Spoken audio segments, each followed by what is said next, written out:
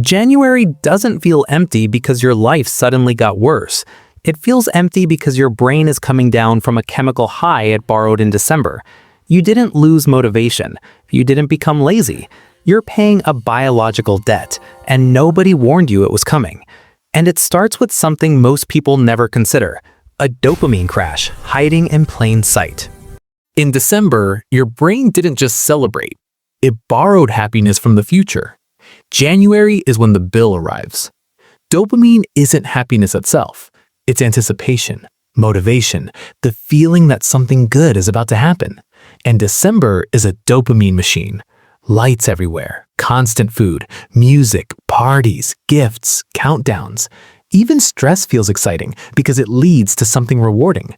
Your brain adapts to this intensity very quickly. It raises the baseline. What once felt good becomes normal. What once felt normal now feels flat. So when January arrives and the stimulation disappears, your brain doesn't return to neutral. It drops below it. That's the crash. Nothing feels wrong, but nothing feels right either. This is what psychologists call biological debt.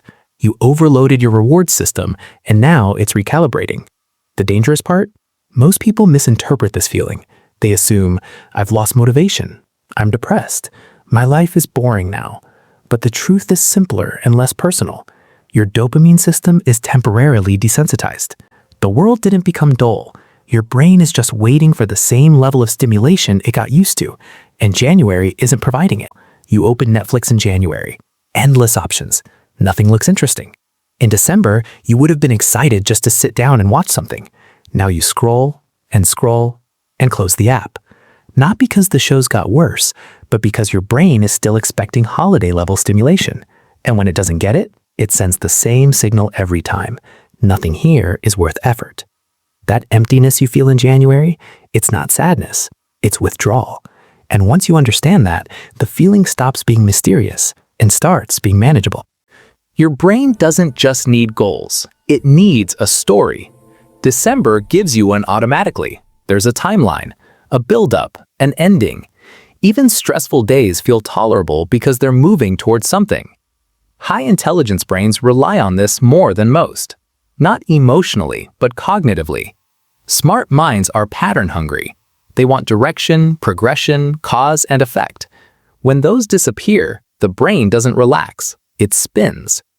January removes the narrative overnight. No countdowns, no milestones, no social permission to coast, just open space. And for intelligent people, open space is not calming, it's destabilizing. Because without a clear external arc, the mind turns inward and starts constructing narratives where none are needed. You replay conversations, you analyze your trajectory, you question decisions that were settled months ago. Not because something is wrong, but because your intelligence is searching for structure and finding only silence. This is when overthinking disguises itself as self-reflection, but reflection without direction becomes rumination.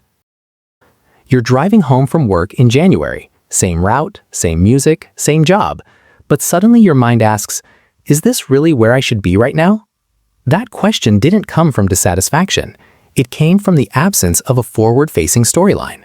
In December, the story carried you. In January, your intelligence tries to write one on the fly. And when it does, it often turns against you. Because an idle, intelligent mind doesn't rest, it interrogates. You didn't suddenly become lonely. Your brain just lost a chemical rhythm it got used to. December floods your system with people. Family dinners, group chats, forced laughter, small talk with meaning attached to it.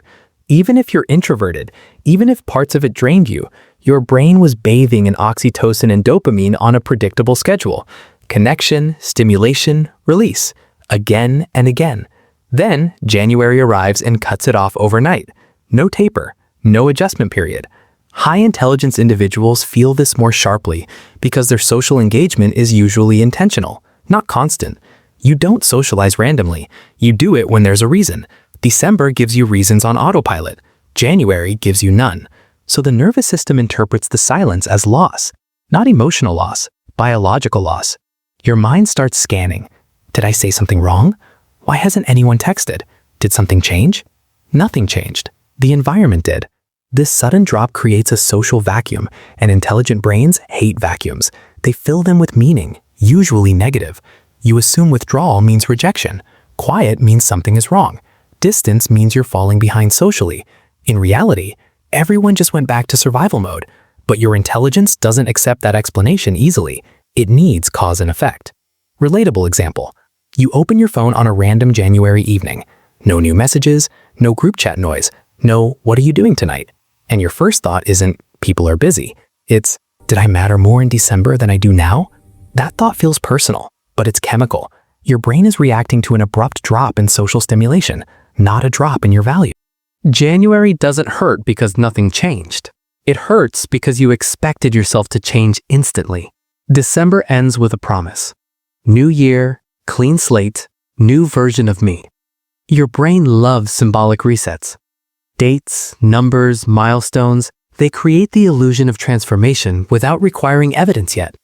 For high intelligence people, this is especially dangerous. Because you don't just hope, you mentally simulate the future. You see yourself disciplined, focused, calm, finally operating at your full potential. And for a brief moment, around midnight, you feel like that person already exists. Then January 3rd arrives, and you wake up with the same habits, the same thoughts, the same internal friction. That gap between who you imagined and who you woke up as creates cognitive dissonance. Your mind needs an explanation, so it turns inward. Why didn't this work? What's wrong with me? Other people seem to handle this better. This isn't laziness. It's resolution shame. The quiet disappointment of realizing that change is slower, messier, and less cinematic than your brain predicted. High agency individuals feel this more deeply because they identify strongly with self-control and progress. When improvement doesn't show up immediately, it doesn't feel neutral. It feels like failure. And January becomes emotionally heavy, not because it's empty, but because it reflects your expectations back at you without filters. You promise yourself, this year I'll wake up early, work out, and stop procrastinating. January 6th, your alarm goes off. You hit snooze. The day unfolds exactly like last year. And instead of thinking, change takes time, your mind says, I guess I'm the problem. That sentence lands quietly, but it stays. What if January doesn't feel empty because of your thoughts, but because the sun quietly left without telling your brain? This is the part no motivational quote can fix. In winter, especially January, the environment changes in ways your nervous system cannot ignore. Shorter days, less sunlight, colder temperatures, more time indoors. Your brain runs on light the way your phone runs on battery. When light drops, serotonin production drops. When serotonin drops, mood stability weakens. When daylight shrinks, melatonin rises, making you feel heavier, slower, less driven. This isn't weakness, it's biology. Even people who love winter feel it, just more subtly. And high-intelligent, introspective people feel it first because they're more aware of internal shifts. January hits differently because December masked the decline. Holiday lights, warm interiors, social stimulation. Once those disappear, the raw seasonal effect is exposed, and suddenly everything feels harder. Waking up takes effort, motivation feels delayed. Your thoughts turn quieter, slower, more reflective. This is often mislabeled as laziness or loss of ambition, but clinically it's closer to seasonal affective mechanisms, a light-dependent mood shift. Not everyone experiences full SAD. Most experience a mild biological downshift, enough to drain color from the world, enough to make January feel gray, inside and out.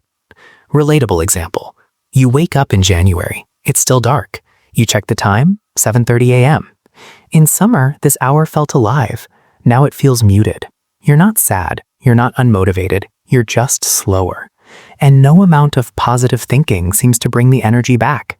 That's not your mindset failing. That's your brain responding exactly as it evolved to. Quiet truth. January feels empty because your brain is paying dopamine debt. Your structure vanished overnight. Your social world went silent. Your expectations collapsed into reality. Your comparison engine turned inward. Your emotional mask finally dropped, and the sun literally stopped showing up. Nothing is wrong with you. January isn't a personal failure. It's a psychological winter, and winter has always been for slowing down, not blooming. If this helped you understand yourself instead of judging yourself, stay here. If this video put words to something you couldn't explain, you're not alone, and you're not broken. Subscribe if you want psychology that clarifies instead of motivates, that explains why you feel the way you do without sugarcoating it.